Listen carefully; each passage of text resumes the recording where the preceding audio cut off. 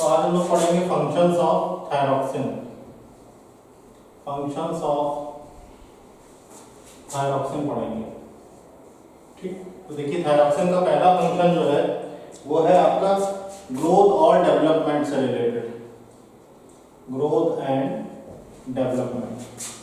अब बात यहाँ पे ये आती है कि यहाँ पे जो ग्रोथ है वो कितने प्रकार की ग्रोथ है। ठीक, 3 प्रकार की ग्रोथ है। ठीक है ना, 3 प्रकार की यहाँ पे हमको ग्रोथ देखनी होगी। अगर ग्रोथ की बात की जाए तो 3 प्रकार की ग्रोथ है, फिजिकल, मेंटल और सेक्सुअल। 3 प्रकार की ग्रोथ प्रभावित करता है आपका थायरॉक्सिन हार्मोन। ठीक, फिजिकल ग्रोथ, मेंटल ग्रोथ और सेक्सुअल ग्रोथ। ठीक, अब फिजिकल में भी 3 प्रकार के पैरामीटर्स होते हैं। एक होता है स्केलेटल, एक होता है विसरल, ठीक, और तीसरा होता है मस्कुलर। तीसरा है आपका मस्कुलर। ठीक, दूसरा आपका आता है basal metabolic rate. Basal metabolic rate, basal metabolic rate. ठीक, क्या होता है बेसल मेटाबॉलिक रेट? बीएमआर बोलते हैं इसको हम लोग कहते हैं बीएमआर।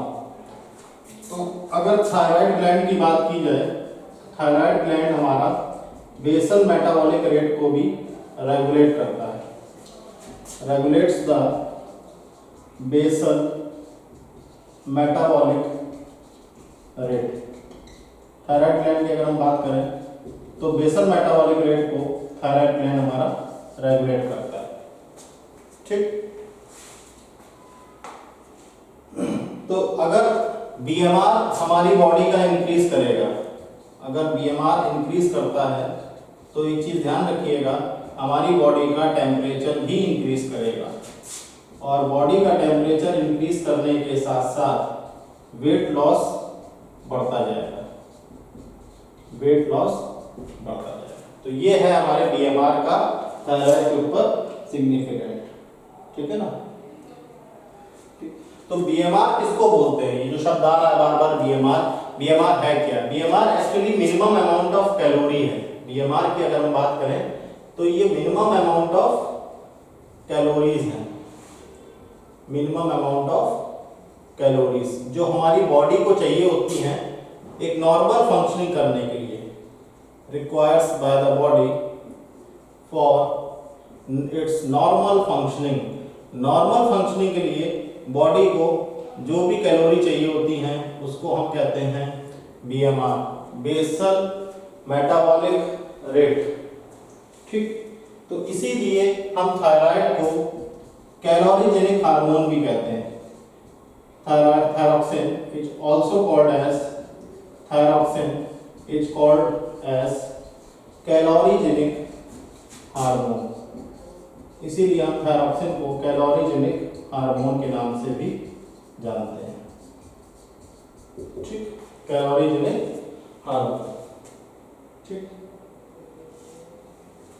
तो इसकी वजह से बीएमआर जब इंक्रीज करेगा तो ऑक्सीजन कंजम्पशन बढ़ जाएगा। ऑक्सीजन कंजम्पशन जो होता है बॉडी का या बॉडी के सेल्स जो हैं of body cells increases, oxygen consumption जो है वो बढ़ जाता है। तो ये है हमारा बेसल मेटाबॉलिक रेट का फिनोमेना। ठीक, इसी के साथ आप देखेंगे कि जो सोडियम पोटेशियम पंप है, ठीक, Na+K+ATPase वो भी इंक्रीज कर जाएगा। ठीक, तो सोडियम पोटेशियम आयन का भी हम देखेंगे कि इंक्रीमेंट हो जाएगा, जिसकी वजह से आपके जितने भी माइटोकॉन्ड्रिया हैं वो सेल में बढ़ जाएंगे। It increases the mitochondria, number of mitochondria पर सेल ऑफ द बॉडी, पर सेल ऑफ द बॉडी। तो माइटोकॉन्ड्रिया पर सेल ऑफ द बॉडी भी आपके इंक्रीज कर जाएंगे। ठीक, तो ये तो बात हो गई हमारे 2 फंक्शंस हैं, ग्रोथ और डेवलपमेंट। और बेसल मेटाबॉलिक रेट। अब तीसरा जो हमारा फंक्शन है वो है मेटाबॉलिज्म। तीसरा जो पैरामीटर है मेटाबॉलिज्म। तो मेटाबॉलिज्म पर चर्चा करते हैं। तो देखिए यहाँ पे अगर हम फैट की बात करें तो ये आपका कैटाबॉलिज्म इंक्रीज करेगा, और ये कैटाबॉलिज्म किसका इंक्रीज होगा? कोलेस्ट्रॉल का। इसकी वजह से कोलेस्ट्रॉल टूटना चालू कर देगा। ठीक, अगर हम बात करें आपका कार्बोहाइड्रेट्स की, तो इसके हार्मोन की वजह से ब्लड शुगर इंक्रीज कर जाता है। कार्बोहाइड्रेट्स की बात करें तो ब्लड शुगर आपका इंक्रीज करता है, ब्लड शुगर इंक्रीज करता है, इसीलिए इसको हम डायाबेटिक हार्मोन भी कहते हैं। ठीक, फिर हम बात करें अगर प्रोटीन की, तो यहाँ पे आपको कैटाबॉलिज्म भी मिलेगा और एनाबॉलिज्म भी मिलेगा। कैटाबॉलिज्म और एनाबॉलिज्म दोनों देखने को मिलेगा प्रोटीन के केस में इस हार्मोन के द्वारा। ठीक, तो प्रोटीन में हम देखेंगे कि ऑप्टिमम कंसंट्रेशन अगर है थायरॉक्सिन की, अगर ऑप्टिमम कंसंट्रेशन है आपके थायरॉक्सिन की, तो यहाँ पे एनाबॉलिज्म की प्रक्रिया डोमिनेंट रहेगी। एनाबॉलिज्म बहुत तेजी के साथ होगा। एनाबॉलिज्म जो है यहाँ पे डोमिनेंट रहेगा। ठीक, तो हमने फंक्शंस ऑफ थायरॉक्सिन में पहली बात आपको बताई कि थायरॉक्सिन हार्मोन जो है वो ग्रोथ और डेवलपमेंट के लिए जिम्मेदार है। ग्रोथ इसमें 3 तरीके से होती है, फिजिकल ग्रोथ, मेंटल ग्रोथ और सेक्सुअल ग्रोथ। फिजिकल ग्रोथ की अगर हम बात करें तो स्केलेटल, विसरल और मस्कुलर ग्रोथ होती है। फिर आता है basal metabolic rate. Basal metabolic rate क्या है? Minimum amount of calories requires by the body for its normal functioning. Normal functioning के लिए जो मिनिमम अमाउंट ऑफ कैलोरी चाहिए होती हैं उसको कहते हैं बेसल मेटाबॉलिक रेट। अगर हम बात करें थायराइड ग्लैंड की, तो थायराइड ग्लैंड जो है basal metabolic rate in the body इसको रेगुलेट करता है। ठीक, तो बीएमआर इंक्रीज करता है तो उसी हिसाब से oxygen consumption of body cells आपका इंक्रीज करेगा। उसी हिसाब से माइटोकॉन्ड्रिया सेल के अंदर बढ़ने लगेंगे और आपका टेम्परेचर बढ़ जाएगा, बॉडी का टेम्परेचर बढ़ जाएगा तो वेट लॉस ज्यादा होगा। अगर हम मेटाबॉलिज्म की बात करें कि मेटाबॉलिज्म पे क्या फर्क पड़ता है बॉडी के, तो फैट को ये ब्रेक डाउन करता है, यानी कोलेस्ट्रॉल का कैटाबॉलिज्म देखने को मिलता है। अगर हम कार्बोहाइड्रेट्स की बात करें तो ब्लड शुगर इंक्रीज करती है इसके कंसंट्रेशन के बढ़ने से, इसलिए इसको डायबेटोजेनिक हार्मोन बोलते हैं। प्रोटीन की बात करें तो प्रोटीन के केस में कैटाबॉलिज्म और एनाबॉलिज्म दोनों देखने को मिलता है, और ऑप्टिमम कंसंट्रेशन ऑफ थायरॉक्सिन में हम एनाबॉलिज्म को डोमिनेंट पाते हैं। तो ये 3 फंक्शन हमने पढ़े, जिसमें पहला फंक्शन था ग्रोथ और डेवलपमेंट, दूसरा फंक्शन था बेसल मेटाबॉलिक रेट और तीसरा फंक्शन था आपका मेटाबॉलिज्म। ठीक, अब इसके बाद अगर हम यहाँ पे बात करें चौथे फंक्शन की जो कि ब्लड से रिलेटेड है, तो थायरॉक्सिन हार्मोन की वजह से इराइथ्रोपोएसिस नाम की प्रक्रिया स्टिमुलेट होती है। अब आप कहेंगे सर ये इराइथ्रोपोएसिस क्या है? इराइथ्रोपोएसिस का मतलब है process of formation of RBC. तो आरबीसी का फॉर्मेशन बहुत तेजी के साथ होने लगता है, तो आरबीसी का फॉर्मेशन हमको देखने को मिलता है। ठीक, इसके अलावा गोनाड्स, अगर हम गोनाड्स की बात करें तो थायरॉक्सिन हार्मोन आपका मेंस्ट्रुअल साइकिल भी रेगुलेट करता है, रेगुलेट्स मेंस्ट्रुअल साइकिल। तो थायराइड जो है मेंस्ट्रुअल साइकिल को भी रेगुलेट करता है। ठीक, अगर हम नर्वस सिस्टम की बात करें, सीएनएस यानी सेंट्रल नर्वस सिस्टम, तो ये मैच्योरेशन करता है, मैच्योरेशन ऑफ सीएनएस इस पे डिपेंड करता है। ठीक, तो ये सारे फंक्शंस थे हमारे थायराइड ग्लैंड के जो इंपॉर्टेंट फंक्शंस हैं। ठीक, अब इसके हम लोग पढ़ेंगे डिसऑर्डर्स। इतना नोट डाउन कर लीजिए।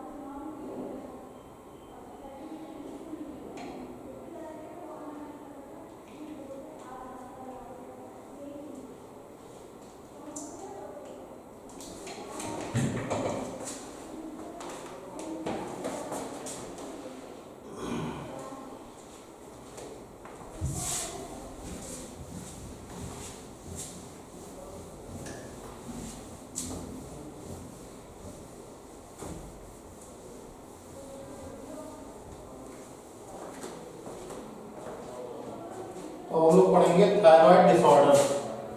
क्या पढ़ेंगे?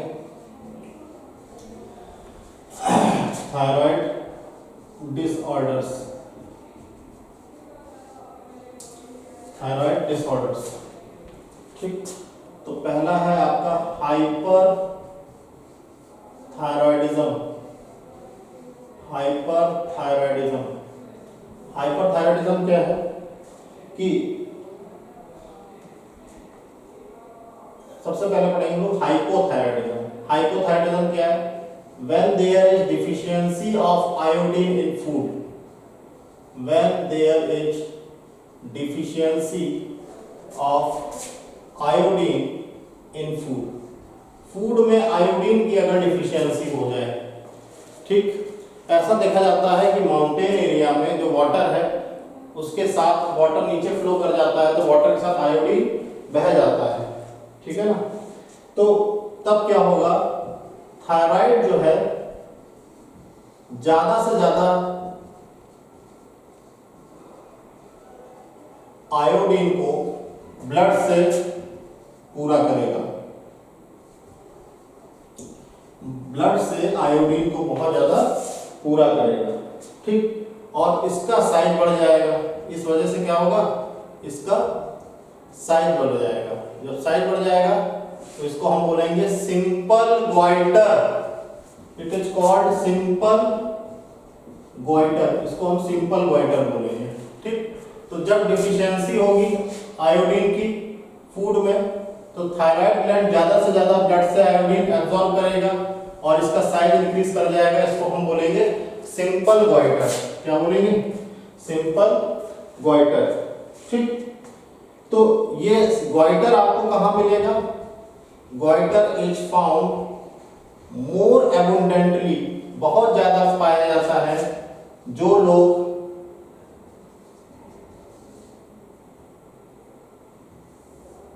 इन दोज पर्सन्स, जो लोग आपके माउंटेन स्लोप्स में रहते हैं, who are living on mountain slopes. तो जो माउंटेन स्लोप्स में रहते हैं वहां के लोगों में सिंपल गोइटर या गोइटर की बीमारी बहुत ज्यादा पाई जाती है, क्योंकि वहां पे आयोडीन की कमी देखी जाती है, ठीक। तो वहां होता क्या है कि जो आयोडीन है, because iodine at that place flows along with water, तो पानी के साथ जो आयोडीन है वो फ्लो कर जाता है, ठीक है ना, पानी के साथ आयोडीन फ्लो कर जाता है, ठीक। दूसरी बीमारी होती है, पहली बीमारी हमने आपको इसमें बताई कि सिंपल गोइटर, जो ये हमने आपको डिस्क्रिप्शन बताया, ये सिंपल गोइटर का डिस्क्रिप्शन था। दूसरी बीमारी जो होती है उसका नाम है cretinism. This is called as cretinism, इसको हम क्रेटिनिज्म बोलते हैं, ठीक। तो जो आपका हाइपोथायराइडिज्म है, हाइपो मतलब कमी हो रही है, थायराइड की कमी हो रही है, तो हाइपोथायराइडिज्म जो है, कॉजेस हाइपोथायराइडिज्म जो है, ये आपका क्रेटिनिज्म नाम की बीमारी होने लगती है। इसकी वजह से क्रेटिनिज्म नाम की बीमारी होती है ड्यूरिंग प्रेगनेंसी। तो जो नवजात शिशु होता है उसको डेवलपमेंट में दिक्कत आती है, उसका डेवलपमेंट उतना अच्छा नहीं होता है, ठीक। तो उसका जो आईक्यू लेवल है वो बहुत अच्छा नहीं होता है, उसका डेवलपमेंट, बॉडी का डेवलपमेंट बहुत अच्छा नहीं होता है, ठीक है ना। यानी वहां पे आप देखेंगे तो जो बेबी है, बेबी का ग्रोथ जो है वो रुक जाता है, जिसको हम बोलते हैं स्टंटेड ग्रोथ। क्या कहते हैं? स्टंटेड ग्रोथ बोलते हैं, ठीक। इसके अलावा मेंटल रिटार्डेशन की समस्या देखने को मिलती है, मेंटल रिटार्डेशन की समस्या देखने को मिलती है, लो इंटेलिजेंस देखने को मिलता है, लो इंटेलिजेंस देखने को मिलता है, ठीक। एबनॉर्मल स्किन देखने को मिलती है, एबनॉर्मल स्किन देखने को मिलती है, और इसी के साथ साथ डीफ म्यूटिज्म देखने को मिलता है, डीफ म्यूटिज्म देखने को मिलता है। ठीक, तो ये सारी चीजें हमको देखने को मिलती हैं किसमें, क्रेटिनिज्म नाम की बीमारी में। तो इसको हम बोलते हैं थायराइड डिसऑर्डर्स। क्या कहते हैं, थायराइड डिसऑर्डर्स। तो ये था हमारा हाइपोथायराइडिज्म। हाइपोथायराइडिज्म मतलब lack of iodine in body, lack of iodine in body requirement. Body की रिक्वायरमेंट में अगर आयोडीन की कमी हो जाए तो दो चीजें होती हैं, सिंपल गोइटर, दूसरा आपका क्रेटिनिज्म। एक हमने बताया आपको सिंपल गोइटर बताया और दूसरा बताया हमने क्रेटिनिज्म। तो सिंपल गोइटर में क्या है, जब भोजन में आयोडीन की कमी होती है, थायराइड ग्लैंड ज्यादा से ज्यादा आयोडीन ब्लड से एब्जॉर्ब करने लगता है, उसका साइज बढ़ जाता है, इसको हम कहते हैं घेंगा रोग या सिंपल गोइटर। गोइटर आपको मोस्टली उन लोगों में मिलेगा जो पहाड़ पे रहते हैं, ठीक, माउंटेन्स पे उसमें रहते हैं, क्योंकि उस जगह का जो आयोडीन है वो आपका पानी के साथ बह के निकल जाता है। और क्रेटिनिज्म की अगर बात करें तो हाइपोथायराइडिज्म की वजह से प्रेगनेंसी के दौरान जो बेबी जन्म लेता है, नवजात शिशु जन्म लेता है, उसमें स्टंटेड ग्रोथ देखने को मिलती है, मेंटल रिटार्डेशन देखने को मिलता है, लो इंटेलिजेंस देखने को मिलता है, एबनॉर्मल स्किन देखने को मिलती है और डीप म्यूटिज्म देखने को मिलता है। तो ये सारी चीजें हमारी क्रेटिनिज्म में देखने को मिलती हैं। ठीक, इतना नोट डाउन कर लीजिए, फिर हाइपरथायराइडिज्म पढ़ते हैं।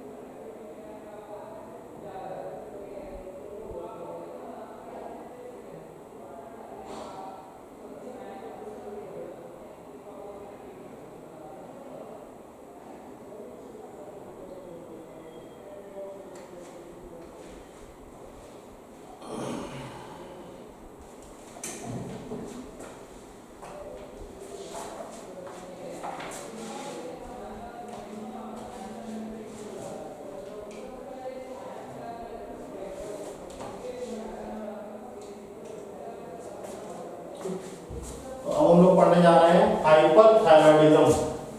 ठीक, क्या पढ़ेंगे? हाइपरथायरॉयडिज्म।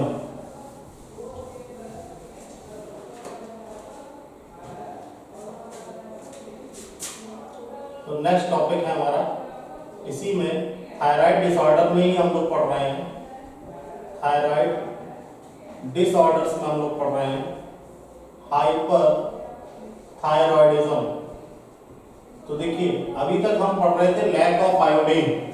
ठीक, अब यहां पे हम पढ़ेंगे कि जब एक्सिस थायरॉक्सिन लेवल होने लगता है, एक्सिस थायरॉक्सिन लेवल होने लगता है, occurs in the body, occurs in the body, body में जब एक्सिस थायरॉक्सिन लेवल होने लगता है तो इसको हम कहते हैं हाइपरथायरॉयडिज्म। क्या कहते हैं? हाइपरथायरॉयडिज्म। इसको हम कहते हैं हाइपरथायरॉयडिज्म। ठीक, तो ये जो हाइपरथायरॉयडिज्म है ये आपका कैसे आता है? ये हाइपरथायरॉयडिज्म जो है इसका एक रीजन है, और वो रीजन है development of nodules in the thyroid gland, development of nodules in the thyroid gland. ठीक, थायराइड ग्लैंड में नोड्यूल्स का जो डेवलपमेंट हो रहा है, इसकी वजह से आपका जो थायराइड ग्लैंड है वो इनलार्ज हो रहा है।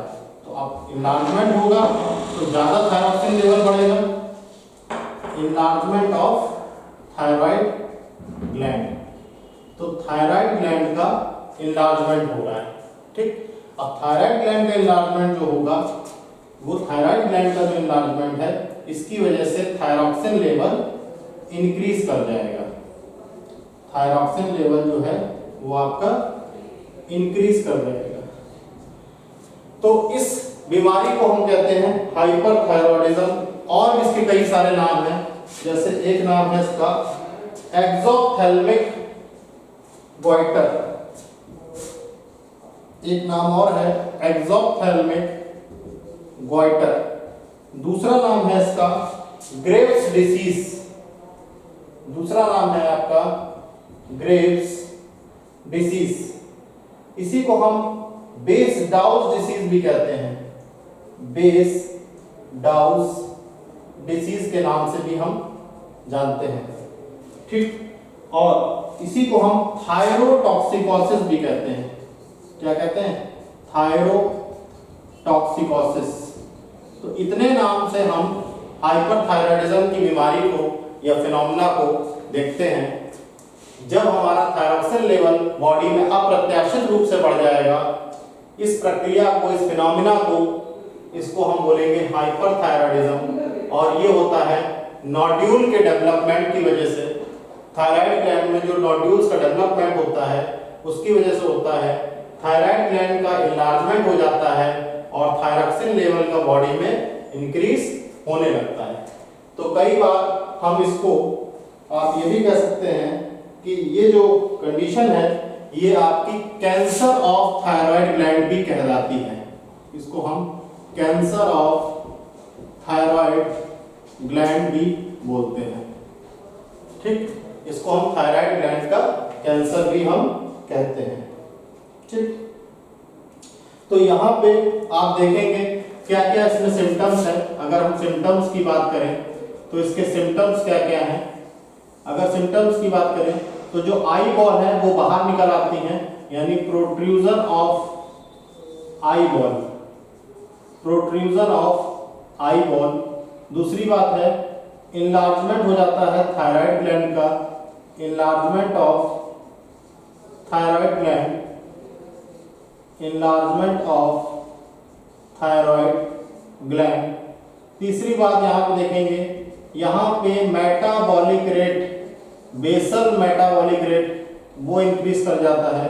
तो इंक्रीज्ड बेसल मेटाबॉलिक रेट, तो बेसल मेटाबॉलिक रेट आपका यहाँ काफी हद तक इंक्रीज कर जाता है। और इसी के साथ एक सबसे इंपॉर्टेंट चीज है कि यहाँ जबरदस्त वेट लॉस होता है। तो यहाँ पे वेट लॉस होता है और इस कंडीशन को हम कहते हैं ग्रेव्स डिसीज। इसको हम कहते हैं ग्रेव्स डिसीज। ठीक, इसको हम क्या बोलते हैं? ग्रेव्स डिसीज के नाम से जानते हैं। तो ये थायराइड का डिसऑर्डर था जिसको हम हाइपरथायराइडिज्म कहते हैं, जहाँ पे थायरॉक्सिन का लेवल काफी कुछ बढ़ जाता है, डेवलपमेंट होने लगता है। इसको नोट डाउन कर लीजिए। नेक्स्ट हम लोग पढ़ेंगे अभी parathyroid gland. Please right it down.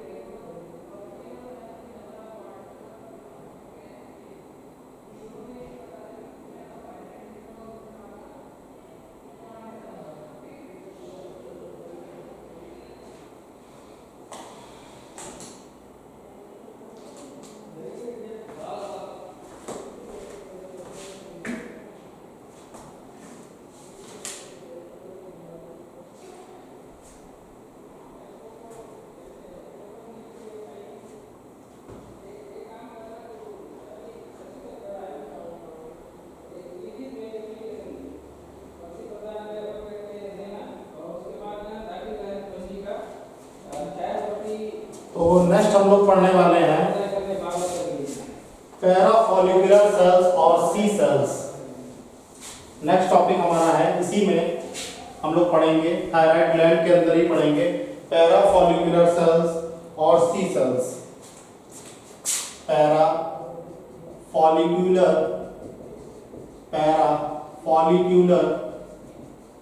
Sales और सी सेल्स। तो ये कहाँ पाए जाते हैं पैराफॉलिकुलर सेल्स? देखिए, ये सेल्स की अगर हम बात करें, ये सेल्स आपके पाए जाते हैं स्ट्रोमा में। अब ये स्ट्रोमा कहाँ का है? Are found in the stroma of thyroid gland. Thyroid gland के स्ट्रोमा में आपके पाए जाते हैं पैराफॉलिकुलर सेल्स और सी सेल्स। ठीक, स्ट्रोमा और basal part of follicle, basal part of follicle. ठीक, अब इन सेल्स की अगर बात की जाए तो ये सेल्स आपके एंडोक्राइन नेचर के होते हैं। These cells are endocrine in nature। ये सेल्स आपके एंडोक्राइन नेचर के होते हैं। ठीक, इन सेल्स के द्वारा एक हार्मोन सीक्रेट किया जाता है। These cells secrete हार्मोन, और उस हार्मोन का नाम है थायरोकैल्सिटोनिन। थायरोकैल्सिटोनिन, जिसको हम कैल्सिटोनिन हार्मोन कहते हैं। थायरोकैल्सिटोनिन या कैल्सिटोनिन हार्मोन कहते हैं, विच लैक्स आयोडीन, जिसमें आयोडीन की कमी होती है। तो इसकी अगर हम बात करें तो ये हार्मोन एक्चुअली में प्रोटीन नेचर का है। It is proteinaceous hormone. इस हार्मोन की अगर हम बात करें तो ये प्रोटीनेशियस नेचर का है, प्रोटीन से बना हुआ हार्मोन है, जिसका नाम है थायरोकैल्सिटोनिन। शॉर्ट फॉर्म में हम इसको कैल्सिटोनिन हार्मोन कहते हैं, और ये उन सेल्स के द्वारा पैदा किया जाता है जो थायराइड ग्लैंड के स्ट्रोमा में और फॉलिकल के बेसल पार्ट में पाए जाते हैं।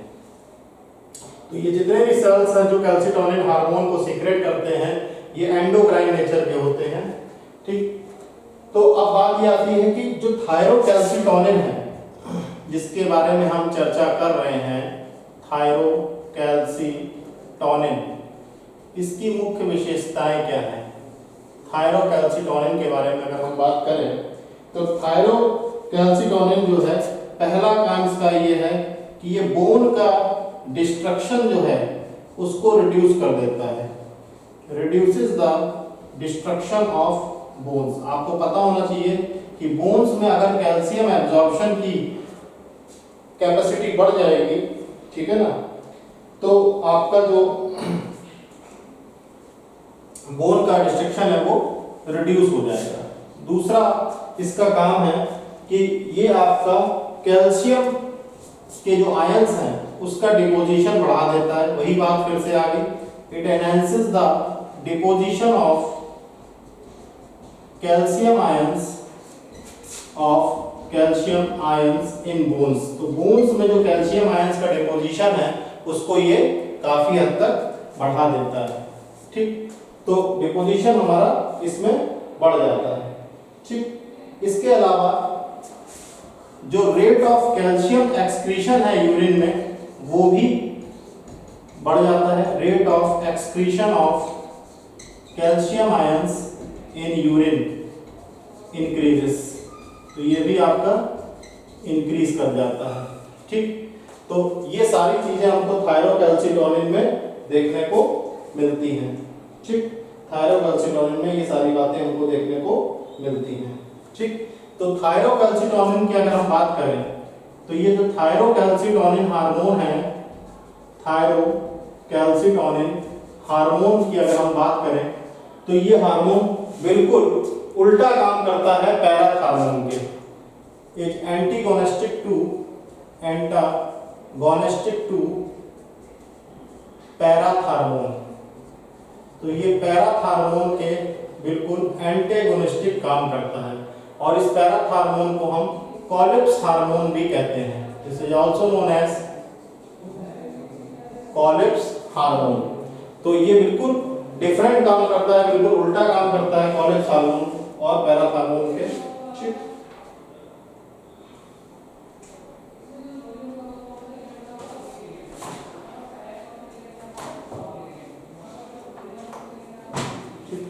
तो आज के लिए इतना ही रखते हैं बच्चों, ठीक है। कल की क्लास में हम लोग pancreas, pineal gland, thymus gland, छोटे छोटे ग्लैंड से उसको करेंगे। मोस्ट प्रोबेबली कल ही आपका चैप्टर खत्म हो जाएगा। Thank you class.